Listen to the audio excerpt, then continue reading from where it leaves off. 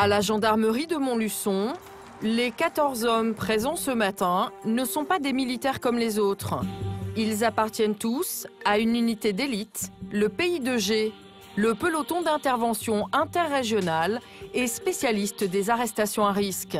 Dans le collimateur du capitaine Nicolas, un trafiquant de drogue. C'est lui le chef du réseau, c'est notre objectif principal, qui est violent, qui n'hésite pas à s'en prendre physiquement aux forces de l'ordre, qui actuellement est en possession de 5 armes et, selon ses dires, n'hésiterait pas à s'en servir. L'homme est armé et opère en famille. Des gens du voyage sédentarisés qui se sont lancés dans le trafic de cocaïne et d'héroïne. Depuis des mois, des consommateurs de tout le département se fournissent dans leur campement installé à quelques kilomètres de Montluçon. C'est une partie totalement isolée. Ici, c'est du chemin. Là, c'est du chemin. Là aussi. En réalité, ça ressemble à un camp retranché en pleine campagne. Et l'intervention du PI2G pourrait s'avérer dangereuse. Notre action principale, je vous le rappelle, sur le premier site, c'est vraiment la fulgurance qui va jouer la réussite de notre action. Vu les risques, les gendarmes ont sorti un arsenal impressionnant. Fusil d'assaut, armes de poing et fusil à pompe. Au moment de s'équiper, ils se connectent tous par radio et enfilent leur gilet pare-balles de plus de 20 kilos. À presque chacune de leurs sorties, ces hommes risquent leur vie.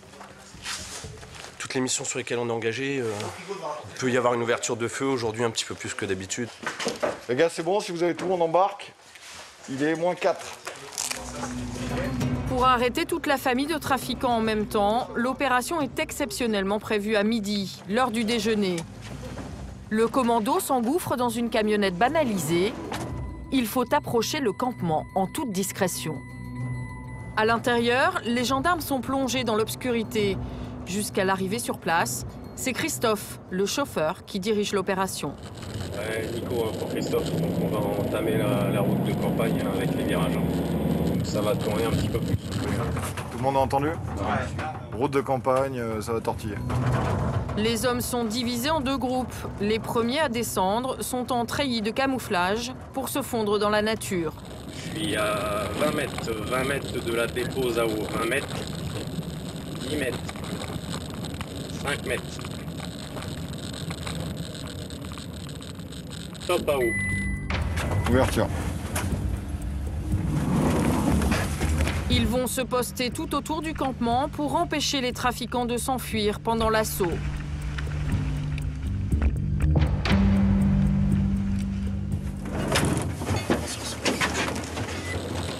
Ok, à tous, je m'engage, début du chemin. Christophe, le chauffeur, va bientôt arriver à l'entrée du camp. Pour les derniers mètres restants, il est les yeux du commando. 150 mètres camp target, 150 mètres camp target. La target, en anglais, c'est la cible. Les hommes du PI2G vont intervenir dans quelques secondes. Petite montée d'adrénaline qui est normale juste avant l'action. Mais c'est de l'adrénaline positive. 25 mètres. 10 mètres. Rentrez dans le camp. Ok, ça va être difficile, mais ça va tenter. Porte fermée, volet fermé, porte fermée, volet fermé. À tous. Sans accès dégagé à la maison du trafiquant, les gendarmes doivent entrer en force. Ok, à tous, top action, top action. Russe. Ouais, ça rentre. Dans la première pièce, le commando tombe sur les enfants de la famille. Couchez-vous. Ne vous inquiétez pas, c'est la gendarmerie. Asseyez-vous sur le canapé, les enfants. Allez. Âgé de 16 ans, l'aîné participerait lui aussi au commerce illicite de ses parents. Mettez-moi sur la tête, dépêche-toi. Mettez-moi sur la tête. Tu bouges pas. En fouillant le reste du mobil-home, les gendarmes tombent nez à nez avec l'homme recherché. Tous, on est sur la target, Ils ont mis moins de 30 secondes à le capturer. Dans la foulée, ils arrêtent aussi le frère, la femme et le père du trafiquant. Au total, 9 personnes complètement sous le choc de cette intervention. La situation là ? En cours de maîtrise. La mission du PI2G est presque terminée. Mais avant l'arrivée des gendarmes chargés de l'enquête, le capitaine Nicolas doit sécuriser le reste du camp. T'as pas d'autre ouverture? S'il y a vitre sur le côté. C'est ouvert? Ok, je rentre. Les autres caravanes sont systématiquement fouillées. Nicolas et ses hommes ne trouvent personne. C'est clair? Tout est sous contrôle. Vous pouvez y aller. Les enquêteurs prennent le relais. Ils vont procéder aux perquisitions des caravanes en toute sécurité. C'est bien passé? Ouais, on a dû faire des fracs à droite à gauche pour tout ouvrir, mais bon voilà, pas de soucis particuliers. Pas de rébellion, je sais pas s'il y a des armes, je sais pas s'il y a du produit. À vous de faire. Ce jour-là, grâce à l'intervention du PI2G, les gendarmes de Montluçon vont réaliser l'une des plus belles affaires de leur carrière. Le PI2G, la nouvelle unité d'élite de la gendarmerie. Créé pour seconder le GIGN afin de faire face aux attentats terroristes, il existe aujourd'hui 3 de ces pelotons en France. Répartis pour intervenir sur tout le territoire en moins de 30 minutes, ces 78 militaires de choc sont basés à Toulouse, Orange et Dijon, le dernier peloton créé il y a seulement 2 ans. Ce sont ces hommes que nous avons exceptionnellement suivis 24 heures sur 24 pendant plus d'1 an au cœur de leurs interventions à haut risque.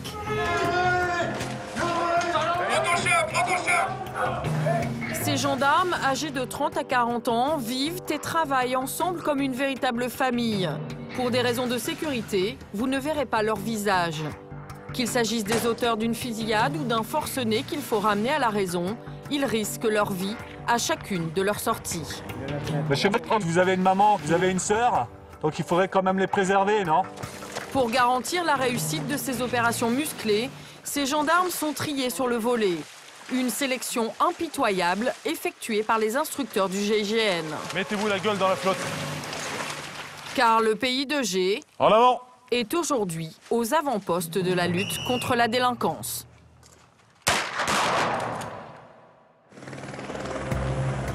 Près de Montluçon, les enquêteurs entament les perquisitions dans le camp des trafiquants. Aidés d'un chien renifleur, ils se mettent en chasse de la drogue et des armes que détiendraient les suspects. Pendant ce temps-là, sous le regard de sa compagne, une autre équipe s'attaque à la chambre du chef de réseau et les gendarmes ne vont pas être déçus. Arme. Ah. Vous connaissez la provenance de cette arme, madame? On va vous la montrer. L'arme est chargée, mais la femme du trafiquant n'a pas l'air de se rendre compte de la gravité de la situation. Écoutez, moi je vois pas beaucoup de personnes qui ont des armes chez eux de calibre 9 mm réel. Pas des meurtriers quand même. Les gendarmes trouvent pourtant plusieurs revolvers cachés un peu partout dans le mobil-home. Et ce n'est pas tout. 1500, 1510, 1520, 1530, 1540. Sacrée somme, hein? Au total, 11 000 € en liquide, sans doute l'argent du trafic. Dehors, Nicolas, le capitaine du PI2G, accueille la substitut du procureur en charge de l'affaire. Elle vient d'arriver. À mon avis, on va trouver des fusils parce qu'il y a des housses de fusils un peu partout. Il y a beaucoup de matériel de pêche, il y a du matériel qui vaut beaucoup d'argent. Selon elle, dans ce type de dossier, ces gendarmes d'élite sont indispensables. C'est important pour la sécurité des gendarmes qui sont là et qui, du coup, auraient été mis en difficulté pour interpeller aussi un aussi grand nombre, je vais dire, d'individus en même temps et dans de bonnes conditions. Sans la rapidité d'intervention du peloton, les trafiquants auraient peut-être pu faire disparaître leur stock de drogue. Un pain de 500 grammes de cocaïne et des bocaux remplis d'héroïne et d'herbes de cannabis. Un vrai petit supermarché de stupéfiants et l'enquête va révéler un trafic encore plus important. De son côté, le PI2G gère les conséquences de son opération. Âgé de 64 ans, le père du trafiquant a perdu connaissance. Ça va, monsieur, vous m'entendez? Tout va bien? Ça vous fait du bien? Vous êtes pris en charge, monsieur. Monsieur, on est secouriste, on a le matériel, il est pris en charge. Qu'est-ce qui se passe? Voilà, il vient de faire un petit malaise, je pense que c'est lié au stress de notre investigation. Ça arrive assez régulièrement où bon, il se sent pas bien. Alors il y en a qui peuvent simuler, d'autres non. Mais bon, dans tous les cas, préventivement, on a notre matériel secours avec nous. On est tous formés au secourisme. T'en es où? Vous avez mal dans le Là, bras, il non? ventile. Ouais, il ventile, conscient. Il ouvre les yeux, il répond aux injonctions. Bon, on lui a mis un peu d'oxygène pour que ça aille mieux. Ça crée des émotions? Et dans votre secours. Oui, ça crée des événements à gérer plus que des émotions. Ouais. En attendant, ce joli coup de filet met un point final à l'intervention du pays de G. Ouais, donc la mission est terminée. Là, on récupère tout le monde, notre matériel, et puis on décolle. Fin de mission pour nous. Les enquêteurs de Montluçon, eux, ne sont pas au bout de leur surprise. Les auditions de la famille du trafiquant vont leur permettre de saisir encore plus de drogue et d'armes. Au total, 12 fusils ont été retrouvés, 3 armes de poing, 8 kilos d'héroïne et de cocaïne cachés chez une nourrice représentant 450 000 €, plus 30 000 € en espèces. Une enquête bouclée grâce au pays de G, mais parfois, ces militaires interviennent sur des dossiers encore plus sensibles, de véritables situations de crise. Dijon, au quartier général du pays de G, c'est l'alerte. Il est 7h30 du matin et le capitaine Nicolas rejoint son unité qui est sur le pied de guerre. Un homme de 57 ans s'est retranché dans un petit village des Vosges. Donc les gars, en même temps vous écoutez, on est sur une situation de forcené. On a un individu qui a fait usage de son arme cette nuit sur une femme qui promenait son chien. Il aurait utilisé du calibre 12 petit plomb. Donc vous changez les AO en kaki, les autres en bleu. Les gendarmes disposent de 30 minutes pour quitter la caserne. Pourtant, il n'y a aucune fébrilité apparente. Pour rester concentré, chacun a son truc. Dessin de ma fille, hein. Donc sa main en peinture. Ça c'était lorsqu'on est parti sur une mission de 3 jours, on m'avait mis bon retour papa, bienvenue papa. C'est important, les proches c'est important dans le métier qu'on fait quoi. Ah ouais, voilà, c'est un soutien, c'est un soutien, un équilibre, on a besoin d'eux quoi. En cas de situation extrême, comme ce matin, un matériel impressionnant est nécessaire. Et malgré l'urgence, il ne faut rien oublier. Les transmissions, c'est bon? Observation? Secours? L'armement, ok.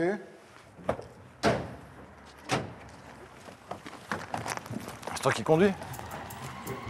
Les gendarmes se rendent à Florémont, un petit village à 190 km de là. Le forcené est un repris de justice qui a tiré sur une passante la nuit dernière, la blessant légèrement. Il y a 25 ans, il avait tenté de violer une jeune fille dans son village avant de l'assassiner de 27 coups de couteau. Voilà pourquoi les gendarmes ne prennent pas l'affaire à la légère. Dès son arrivée, le groupe d'intervention prend possession de la mairie pour y installer son QG. On pousse les tables, on pousse tout. Fred, t'as un contact avec... Nicolas et ses hommes n'ont qu'un objectif, empêcher que la situation ne dégénère. Notre priorité, c'est de commencer un contact de négociation, quoi. Pour essayer de le ramener à la raison et de faire qu'il se rende aux forces de l'ordre pour éviter toute effusion de sang inutile. D'autant plus que sa mère et sa sœur sont avec lui. Donc on aimerait s'assurer de la bonne intégrité physique de ces personnes-là. Pour cette mission, ils ont reçu les renforts de 2 négociateurs de la gendarmerie départementale. Nicolas fait le point avec l'un d'entre eux. Gilles vient de faire une première reconnaissance. J'ai fait le tour, j'ai pris les photos. Ouais, j'ai pris les photos. Ouais, on va te les récupérer. Après 15 ans de prison, l'homme est retourné dans son village, vivre chez sa mère. C'est là qu'il se serait retranché. Ici, il y a la cuisine. Alors j'ai vu un mouvement. Donc j'ai été chez le voisin, j'ai vu un mouvement, il y a bien une personne.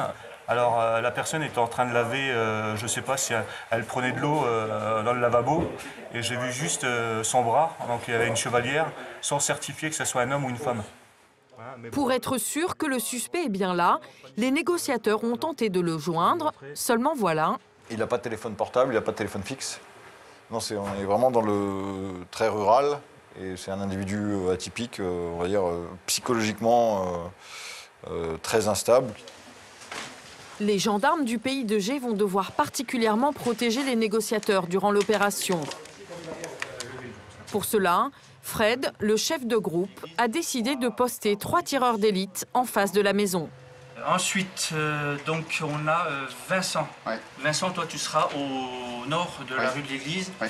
Les gendarmes redoutent que le forcené utilise à nouveau son fusil. C'est du calibre 12 qui a été utilisé, ce qui a un passé militaire ou chasseur. Calibre 12, oui, utilisé. Ouais. C'est du plomb de 5 mm. Si la situation devait mal tourner, le capitaine Nicolas autorise ses hommes à utiliser leurs armes. S'il menace à une autre personne, sa femme, sa mère ou un passant, qu'on n'aurait pas, ou un habitant voisin, si la menace est directe et avérée, etc., immédiate, évidemment, on est dans le cadre de la légitime défense. D'autres, oui. La maison du forcené n'est qu'à 500 mètres de la mairie. Les gendarmes se mettent en marche. Les négociateurs, protégés derrière la colonne d'assaut. Une scène de guerre dans ce village de 400 âmes. Les habitants se sont donné le mot, ils ont déserté les rues. Tireurs d'élite en position. Le groupe s'installe à quelques mètres seulement de la maison où l'homme se serait retranché.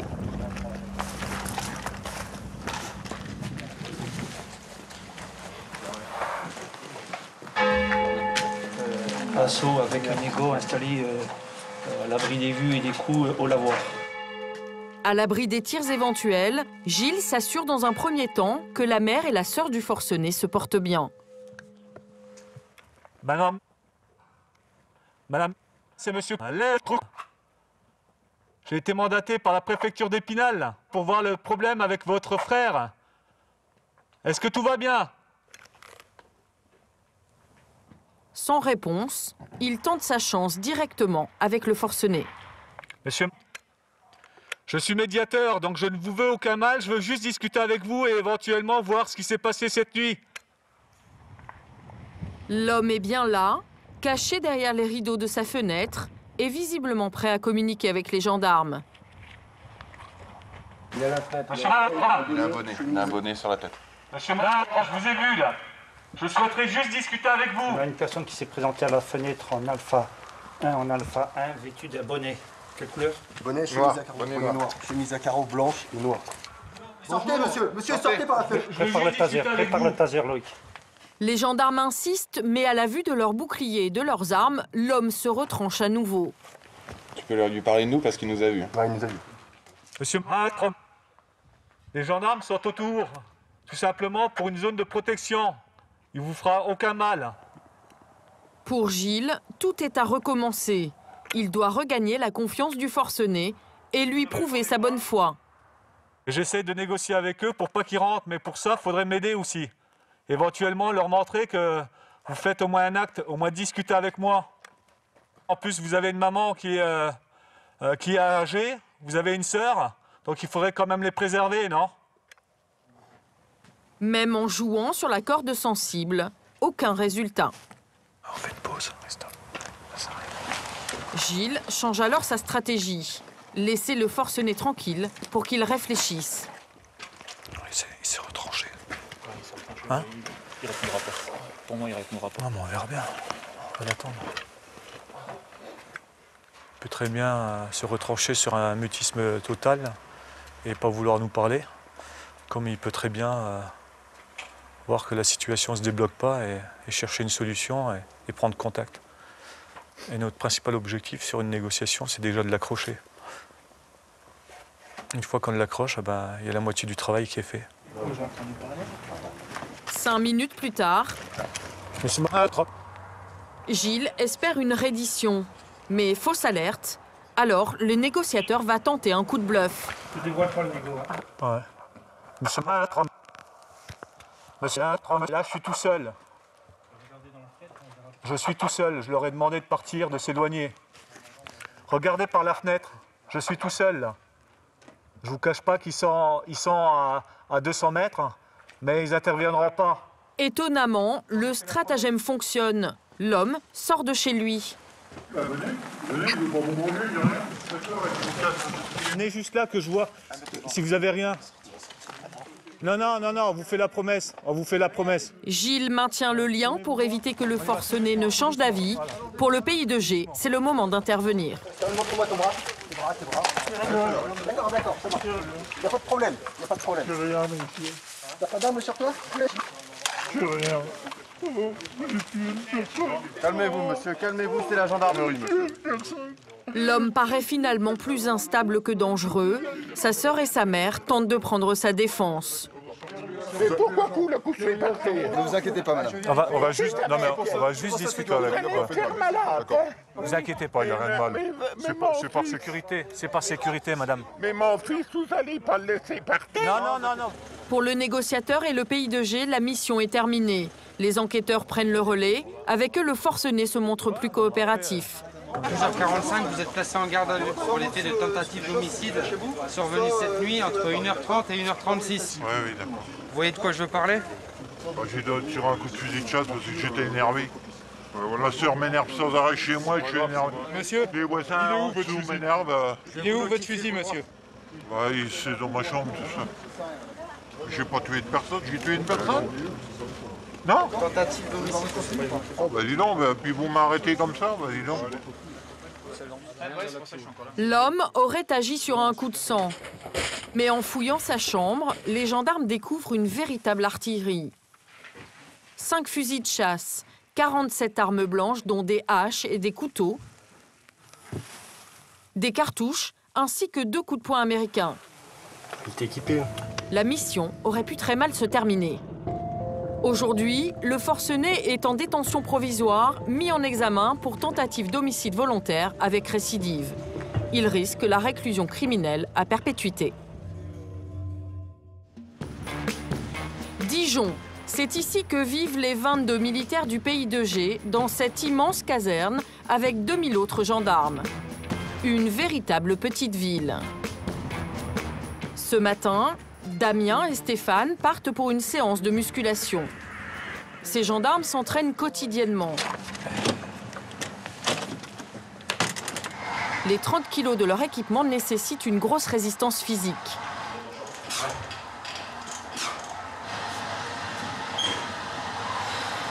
Et pour Stéphane, c'est encore plus dur. 48 kilos à bout de bras, c'est à peu près le poids du bélier utilisé pour casser les portes lors des interpellations. On essaie d'être endurant, de se maintenir pour ne pas être surpris par le poids de l'outil lorsqu'on l'utilise. Mais les entraînements quotidiens ne suffisent pas toujours à anticiper le danger. Christophe a été grièvement blessé il y a 1 an lors d'une intervention à un péage d'autoroute. J'ai été percuté, écrasé, si tu veux, au niveau de la jambe. Donc toi, j'ai toute la... Qu'est-ce qui s'est passé? J'ai tout le mollet en fait, c'est ce qu'on appelle un syndrome d'éloge, tout simplement. Comment ça s'est déroulé? Ma jambe s'est retrouvée coincée entre 2 pare-chocs, ce qui a provoqué un éclatement tout simplement du mollet. Ces hommes sont préparés au pire. Mais dans l'unité, cet accident a marqué les esprits. Même si le gendarme a repris du service, personne n'a oublié. Quand j'ai ouvert le pantalon et que j'ai vu le mollet, tout le muscle qui sortait de la peau, c'est comme quand on éclate un paquet de chips. Oui, c'est forcément impressionnant, quoi. On est quand même comme une famille, quoi. On travaille ensemble et puis dans la mission, on a envie que tout le monde rentre entier, c'est assez traumatisant. Là, tu vois vraiment la solidarité et l'esprit d'équipe. C'est ce qui te permet, en tout cas moi en tant que blessé, de revenir plus rapidement que si j'étais resté de mon côté. Un groupe soudé, c'est ce qui fait la force de cette unité d'élite. Mais pour réussir leur mission, ces gendarmes ont surtout besoin de bien les préparer. Ce matin, le capitaine Nicolas se rend à la gendarmerie d'Auxerre. Il y a quelques mois, une fusillade a éclaté à la sortie d'une boîte de nuit du coin. Les auteurs doivent être interpellés bientôt. C'est l'adjudant-chef Philippe qui a suivi l'affaire depuis le début. Par chance, cette nuit-là, les caméras de vidéosurveillance de la discothèque ont tout filmé. Donc on a fait un PV, en fait, à partir des vidéos qui ont été extraites du système de surveillance. Grâce à ces images, Nicolas va découvrir pour la première fois les visages des suspects. Tout a commencé lorsque les videurs de la boîte de nuit jettent dehors cet homme qui perturbait la soirée. Vexé, il menace de se venger. Donc là, il lui dit, de toute façon, vous n'avez pas compris, je vais revenir avec une Kalachnikov. D'accord. Et l'homme va passer à l'acte. 1h30 plus tard, il revient accompagné de 3 individus, tous armés. Comme on le voit sur ces images, il tire en direction de la discothèque avant de s'enfuir. Heureusement, personne n'est blessé. La fusillade n'a duré que quelques secondes. D'accord, alors du coup, tu peux revenir un petit peu avant. Ça, c'est l'arme. Ouais, donc là, on voit 1, 2, 3 fusils et je crois que c'est lui qui a le pistolet. C'est la violence dont font preuve les délinquants aujourd'hui qui a poussé Philippe à demander les services du Pays de G. On décide là de faire appel à eux parce qu'on travaille dans un milieu plus ou moins hostile, parce qu'on travaille sur des objectifs qui peuvent et qui sont susceptibles d'être armés forcément et ils tirent sur une boîte de nuit dans le but de blesser. Donc on n'a pas la capacité, nous, de pouvoir agir tout seul. Grâce aux écoutes et à la géolocalisation de leur téléphone portable, Philippe a finalement réussi à identifier la bande. Certains d'entre eux étaient connus par la gendarmerie pour des braquages dans les commerces. C'est maintenant au Pays de G d'interpeller les 2 suspects, les plus dangereux du groupe. Et Nicolas ne veut rien laisser au hasard. Est-ce qu'on a des infos sur la présence de familles, d'enfants notamment, en fonction des objectifs? Chez ses parents. Après, ouais. Il a des frères et sœurs ou pas? Je sais pas. Est-ce qu'il y a des animaux aussi? Est-ce qu'on connaît la présence d'animaux? Les questions qu'on se pose, c'est savoir s'il y a des animaux. Parce que s'il y a un chien, un type berger allemand, Doberman, etc., ou Rottweiler, forcément c'est quelque chose qu'on prend en compte en amont. Donc il nous faut des équipements de protection particuliers pour ça. Quand il y a des enfants, on prend évidemment le soin de savoir où se trouve leur chambre ou pas pour éviter d'avoir un impact psychologique trop fort avec eux. Il ne faut pas les traumatiser, entre guillemets. Habitude, famille, tout est passé au crible. Et ce ne sont pas les seuls renseignements dont le capitaine Nicolas a besoin. Aucune interpellation ne peut réussir sans une reconnaissance préalable des lieux. Des opérations sensibles réalisées de jour comme de nuit. 2h du matin, sur le parking de la caserne du Pays de G.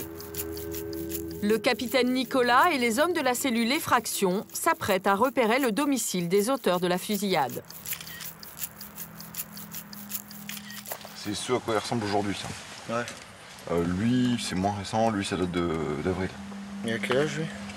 Cette nuit, Stéphane et Mousse doivent réussir à analyser la résistance des portes d'entrée qu'ils devront casser pour les interpeller. Pour cela, ils doivent être le plus discrets possible. Il faut éviter de se faire repérer lors de la reco, mais après, voilà, si on utilise tous les outils nécessaires pour pas qu'on se fasse repérer. Voilà. Comment vous faites, justement? Comment on fait? Ben, voilà, on se fond dans le paysage. Le chef de la cellule Effraction préfère ne pas nous dévoiler tous ses secrets. 140 km plus tard, les gendarmes arrivent à Auxerre, dans le quartier des suspects. Il est 4h du matin, ils se mettent en position. Habillé en ouvrier pour ne pas éveiller les soupçons, Stéphane se dirige vers les logements. De son côté, le capitaine Nicolas pilote les opérations par radio depuis son véhicule. Objectif prioritaire, le Accompagné de son collègue Mousse, qui va surveiller la rue, Stéphane se glisse jusqu'à la première porte. Quand soudain, de la lumière et une ombre apparaissent. Porte. Les gendarmes battent rapidement en retraite. Mais Stéphane a eu le temps de faire son inspection et ce n'est pas encourageant. La porte, ça va être compliqué pour l'ouvrir, parce qu'il n'y a pas de bord apparent. Ouais, d'accord. Et le vous y êtes allé? Ben, nous, fini, je vais le rejoindre là. Ok. Méfiez-vous, le jour commence à se lever quand même. Cette fois, l'opération ne sera pas interrompue. Mais l'analyse reste la même, les portes seront difficiles à ouvrir. J'ai regardé tous les étages, c'est pareil. Le patron de la cellule effraction va devoir choisir le bélier à utiliser pour entrer chez les suspects. Une grosse responsabilité. La réussite des interpellations prévues dans 2 jours en dépend. Auxerre, 5 h du matin. Aux premières loges, Philippe, l'enquêteur qui suit l'affaire de la fusillade depuis des mois. Pour lui, c'est un aboutissement. Les 13 hommes du pays de G vont lui permettre de boucler sa très longue enquête. C'est là où on va savoir si effectivement les objectifs sont à leur domicile, de manière à pouvoir concrétiser le travail de 6 mois. Donc là, c'est bon, quoi. Allez, on embarque. Ce genre d'interpellation, c'est plus de la moitié de l'activité de cette unité d'élite. Malgré l'habitude et beaucoup de préparation, les gendarmes ne peuvent jamais tout maîtriser. Attention au rond-point. Le fait que le jour soit déjà levé, c'est un handicap pour nous. On est forcément moins discret dans l'arrivée, donc voilà. Heureusement pour le commando, le quartier est toujours endormi. 1 minute!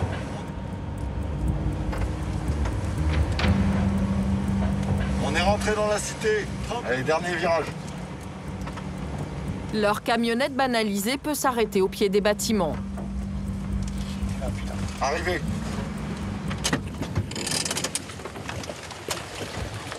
Difficile de rester discret avec un tel déploiement de force.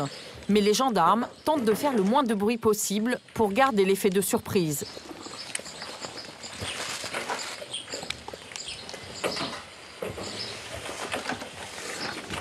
C'est Stéphane qui est en première ligne. Il a finalement opté pour ce bélier hydraulique d'une poussée de 7 tonnes.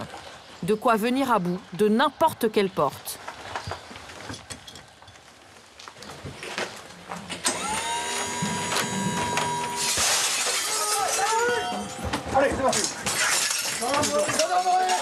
Réveillé par le bruit, le suspect est cueilli au beau milieu de l'escalier. Le reste du peloton vérifie rapidement les pièces qui sont à l'étage. Il faut aller vite. Il y a un deuxième suspect à interpeller. Allez les gars, les disponibles, on redescend, vous réarticulez. Vous avez... Ok, c'est bon. Ça va bien, les gars. L'autre individu habite dans un bâtiment voisin à seulement 30 mètres de là. Le pays de G redouble de vigilance. Malgré leurs précautions, l'opération des gendarmes va finir par alerter le suspect. Il apparaît à la fenêtre en compagnie de sa mère. Monsieur, c'est la gendarmerie. Monsieur, restez là, ne bougez pas. Pour le pays de G, la situation se complique. Se sentant pris au piège, l'homme refuse d'ouvrir. Les gendarmes ne perdent pas de temps à négocier. Rapidement, vous ouvrez la porte. Dépêchez-vous. Allez. Gendarmerie. Allez, ça rentre, les gars, ça rentre. Ils foncent à l'étage avant que le jeune homme ne puisse s'enfuir. Non, arrêtez les quoi, ton nom? Non, c'est lui. C'est clair dans leur dos, là? C'est quoi ton prénom? Répète. C'est clair. Ok. Target interpellé. Target. 10 minutes après le début de l'intervention, le deuxième suspect est arrêté. Comme son complice, il est remis entre les mains de l'enquêteur. Bonjour, monsieur. Moi, gendarmerie, vous avez pu le voir. Donc, on agit dans le cadre d'une commission rogatoire. Vous êtes placé en garde à vue à compter de cette heure-là. C'est exactement ce que Philippe attendait du pays de G. C'est toujours dans l'efficacité. On se pose même pas de questions. Target 1 interpellé, target 2 interpellé. C'est un confort pour vous? C'est plus que ça. C'est, voilà, le top. Allez, merci pour tout, Nico. Les perquisitions ne permettront pas de retrouver les armes de la fusillade. Mais dans cette affaire, les 2 interpellés ont finalement écopé d'1 an de prison ferme pour tentative d'homicide volontaire. Pour réaliser ce genre d'intervention, le pays de G a besoin d'hommes aux qualités physiques et psychologiques bien particulières. C'est le groupe d'intervention de la gendarmerie nationale, le fameux GIGN, qui se charge de les recruter.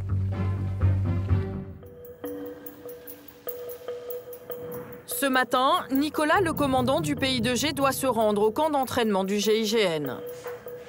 Une formation pour gendarmes d'élite s'y déroule actuellement et certains veulent intégrer son unité. Cela tombe bien, l'officier a repéré certaines recrues qui l'intéressent pour étoffer son effectif.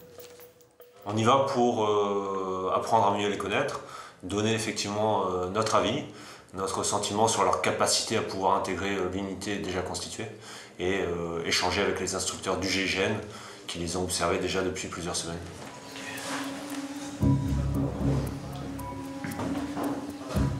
On est parti les gars? Allez. Direction Ben, à côté de Versailles. C'est dans cette base militaire que sont sélectionnés tous les candidats aux forces d'intervention de la gendarmerie nationale. Pour effectuer ce recrutement, Nicolas a amené avec lui le chef de groupe et Stéphane de la cellule effraction. Ça va Pascal? De bonne route? Ouais, un peu long. Ça va les gars? Pascal, l'un des responsables de la formation et ses 2 collègues, s'occupe de 14 gendarmes qui souhaitent intégrer un groupe d'élite. On va voir un peu où ça en est.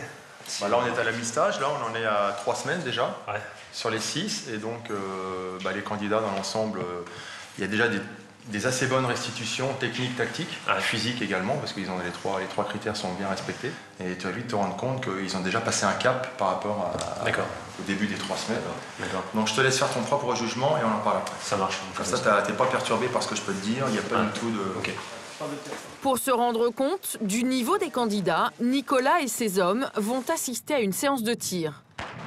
L'occasion de les découvrir pour la première fois en action. Le premier binôme, donc t'as ta première cible avec le ballon jaune.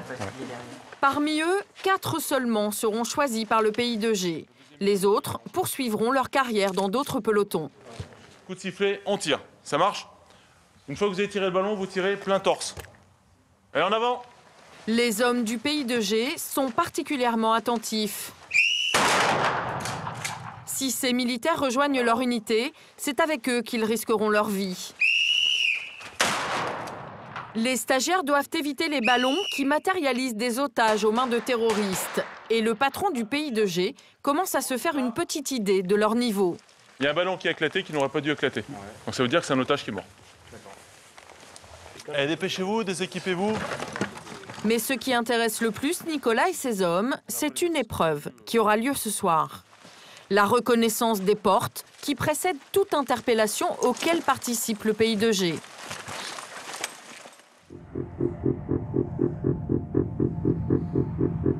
Il est 21h. Pour cet exercice, les candidats ont troqué leur treillis pour une tenue civile plus appropriée.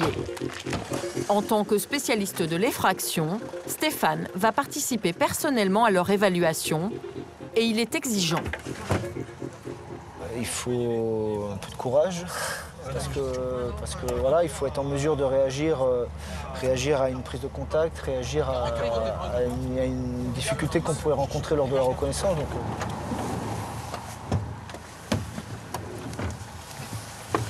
Les stagiaires vont se succéder dans un bâtiment plongé dans l'obscurité. Ils doivent recueillir le maximum de renseignements pour réussir à casser cette porte le plus rapidement possible, mais surtout en restant discret. Et ce n'est pas gagné. À peine arrivé, le premier groupe vient d'allumer la lumière. Les candidats inspectent la porte sans jamais se soucier des alentours, ni du bruit qu'ils pourraient faire. Ils ont été vraiment tous les deux focalisés sur la porte et du coup, il n'y en a aucun qui regardait dans l'escalier si quelqu'un montait. Enfin voilà, c'était un peu... Si les premiers gendarmes n'ont pas été à la hauteur, les suivants ne seront guère plus brillants. Tu me tiens, tu siffles comme une chouette pour que je me plante que ça monte. Celui-ci éclaire la porte avec sa lampe frontale. Il ne semble pas imaginer qu'un individu dangereux pourrait se trouver derrière. Stéphane et l'instructeur doutent de pouvoir trouver les 4 recrues du pays de G parmi cette promotion. C'est un sketch. Pourquoi? Je pense qu'il ne pouvait pas faire plus de bruit que ce qu'il l'a fait. C'est grave, parce que moi, je suis derrière la porte. Oh, putain. Au mieux, il prend une branlée, et au pire, il prend une balle. Hein. Est-ce que tu as vu les appuis qu'il a sur le sol? Non, mais c'est... Il n'est pas du tout furtif, quoi. Non. Le maître qui est pas prêt. Non, mais... Enfin... J'ai vu comment il dévale les escaliers. Il y a tout le quartier qui est réveillé, en fait. Ça rigole pas avec le GIGN. Ah non, mais il rigole pas. Nous non plus, ça tombe bien. Mais c'est normal, hein, quand... c'est en s'imposant voilà, une certaine excellence, on ne peut pas se permettre là, concrètement, la mission n'est pas remplie, quoi. Une mission ratée, mais les candidats ne sont qu'à mi-chemin de leur formation. Ils peuvent encore se rattraper. Il est 23 h et les 14 stagiaires espèrent pouvoir profiter d'un repos bien mérité. Mais c'est rarement le cas. Durant leur stage, les gendarmes partagent le même dortoir, comme Marc et Grégoire. On est 3, là on a une chambre de 4, donc on a un peu de place. On s'est installé et ça permet d'avoir les affaires prêtes. Pour intégrer le pays de G, ils acceptent tous de supporter le rythme de vie épuisant qui leur est imposé ici. À tout moment, si le stagiaire de jour est appelé par les instructeurs, et bien en 15 minutes, on doit être rassemblé, on doit être prêt à partir sur une mission en 15 minutes. Donc équipé, véhicule chargé, prêt à partir, quoi. Et là c'est le soir, vous allez vous coucher. On sait pas. On sait pas. On est en stand-by et on attend un éventuel coup de fil. Le jeune homme ne croit pas si bien dire. 1 heure plus tard, Max, l'instructeur, réveille ses troupes pour un exercice dont le GIGN a le secret. Ouais, rassemblement immédiat en treillis de piste. Donc ça veut dire rien dans les poches, pas de ceinturon, pas de montre, pas de bijoux, rien du tout. Et sac à dos. Tout de suite, immédiat. Donc ce soir, ça permet de remettre un petit peu la pression sur les gars, de les casser un petit peu dans leur confort, parce que souvent ils seront interrompus dans leur confort et dans leur sommeil pour partir en mission.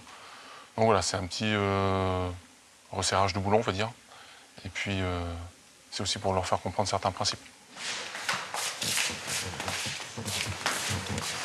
Tri, sans ceinturon, avec sac. Qu'est-ce qui se passe? On a été réveillés et on part sur une activité. Marc et ses collègues s'attendent à un exercice de nuit classique. En réalité, leur instructeur veut les sanctionner. Quelques jours plus tôt, ils ont désobéi aux ordres en empruntant un camion de transport militaire, un TRM, pour rejoindre la caserne alors qu'ils devaient rentrer en courant. Okay. Qu'est-ce qui, selon vous, fait la cohérence et la force d'un groupe? Si vous deviez donner juste un adjectif. L'union? Au travers de quoi? La confiance. Max va leur rappeler ce que ces règles signifient dans un groupe d'élite. Comment vous êtes remonté des pistes jusqu'ici l'autre jour? Comment vous êtes remonté? En TRM. Est-ce que ça s'appelle de la confiance? Donc je vous le dis tout de suite, la confiance, on va la regagner. Alors je vous préviens, ce soir, ça va pas être agréable pour vous. Donc ceux qui veulent arrêter tout de suite le stage, arrêtent. Est-ce qu'il y en a qui veulent arrêter le stage? Oui ou non? Non. Personne ne veut arrêter le stage? Non. Ok. Alors ce soir, je veux rien entendre. Allez. Et c'est parti pour 8 km de course avec des sacs de plus de 20 kg sur le dos. Pour éprouver la volonté de ses stagiaires, le formateur ne va rien leur épargner.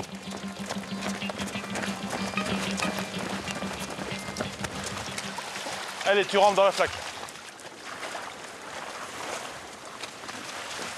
Mettez-vous la gueule dans la flotte. Nous sommes au mois de janvier. La température extérieure est de 0 degré, l'eau à moins de 10 degrés. Allez, on repasse dans la flaque, repassez dans la flaque. Les hommes subissent l'épreuve sans broncher. Pour Max, c'est l'occasion de mieux cerner leur personnalité. Même si ça paraît être un exercice complètement basique et bourrin, ça nous révèle plein de choses à nous. Il y a ceux qui vont aider leurs camarades, il y a ceux qui vont se pas comporter comme des gros égoïstes. Donc c'est hyper révélateur pour nous. Jusqu'en bas, vous descendez en rampant. Jusqu'en bas, vous descendez en rampant. 150 mètres de chemin boueux, rempli de cailloux. Max traque la défaillance, mais surtout les stagiaires qui ne jouent pas le jeu. Tu crois que avec ton sac, tu vas ramper longtemps comme ça? Si, t'assure.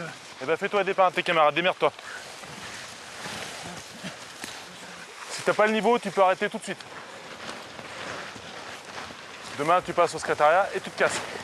Alors mène-toi le cul. Et pour les premiers gendarmes arrivés qui pensent être sortis d'affaires, une désagréable surprise les attend. Ok, les premiers, vous avez votre camarade qui est là-bas tout au bout du faisceau. Vous allez me le chercher.